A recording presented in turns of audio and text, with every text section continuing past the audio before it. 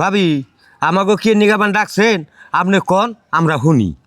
ভাই আনগো যে কে নিগা ডাক দিছে আনারা শুনুন আমি কই পোলার আমি ওষুধ আনিয়া দিবার কইছি সেই পোলাই আমার ওষুধ আনিয়া দেওয়া বাদ দে বোর বুদ্ধি হই না সেই পোলাই ধরে আমার মারছে আনগো আমি ডাক দিছি পোলাই মারছে আমার এটা উচিত ইনসাফ করে দিয়াতে যায়।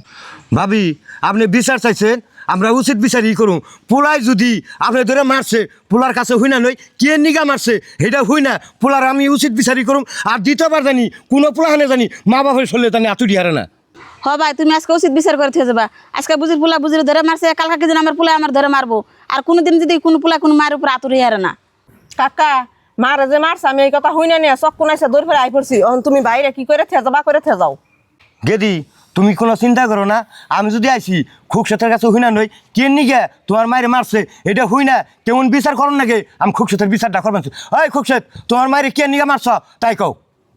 কাকা মারে মারম কে মারে সেদিনকে আমি ওষুধ আইনা দিছি সেই ওষুধ মা ফালিয়ে দিছে পরে আমার কইছে গেদা ওষুধ নাই আমি পরে কইছি মা সেদিনকে না তোমার ওষুধ আইনা দিছি সেই কথা কইছি দেখা কয় তো আর ওষুধ আর খাম না আমি।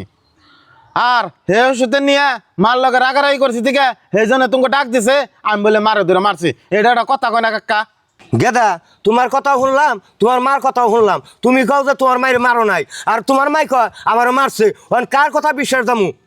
যে মা 10 মাস 10 দিন গর্ভে রাখছে কষ্ট করে লালন পালন করছে হে মায়ের গায়ে আর তুলবার যাও না মারতে। মা আসলে আমার ভুল হয়েছে তুমি আমার মাফ করে দিও। বাবারে পোলানোর উপর কি মায়ের রাগ করে থাকারে তোমার আমি মাফ করে দিছি তুমি উঠো।